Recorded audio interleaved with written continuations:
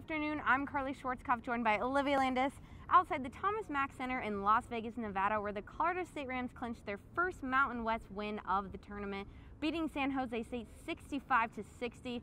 Olivia, they did walk away with the win, but this was a pretty messy game for Colorado State. Coach Ryan Williams did say in the press conference, this is how this team plays. This is how they win. They usually win just by a few points, and it's a nail-biter. However, Colorado State came out hot in the first two quarters, and then San Jose State slowly started to chip away at that lead. At one point, it was only a one-point game for San Jose State and CSU. However, CSU did come up on top with a big thanks to their seniors, Elin Gustafsson and Ellen Nystrom. Ellie Gustafsson picked up a double-double, 26 points and 12 rebounds. She was a monster tonight for the Rams. She is one of the key players that they really needed to step up, and I think that played a big part in their win.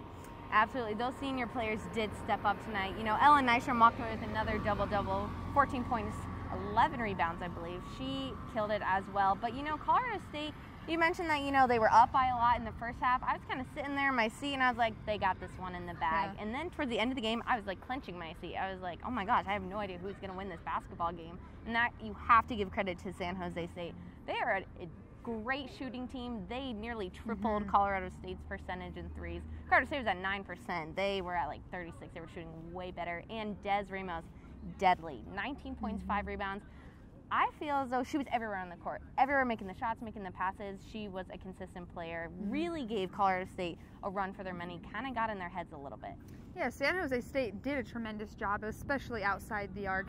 And another player for San Jose State that did really well was Smith. She's, you know, chipped in 12 points, as well as Baird, who was absolutely aggressive on the boards. She had 11 for San Jose State. Colorado State really did outscore them in the paint, more than doubled their points, 33 to 16 points in the paint for Colorado State. So they did struggle outside in the three-point range. Hannah Taverdi, who we usually see the Rams really leaning on for those three-point shots, didn't really hit any tonight. So Colorado State did struggle shooting-wise. Yeah, they did. You know, Hannah Taverdi did not make her clutch threes, but she walked away with 10 points today, and she made some awesome cuts to the basket that were crucial for the Rams. You know, it felt like the energy was a little dead for them.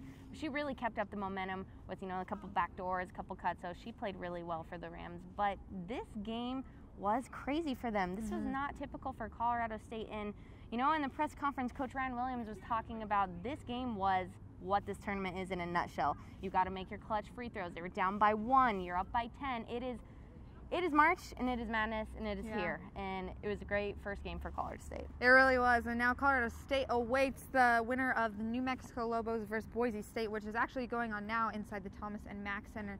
So as soon as Colorado State finds out the winner of that game, they will be moving on to the next round tomorrow to the semifinals to play them.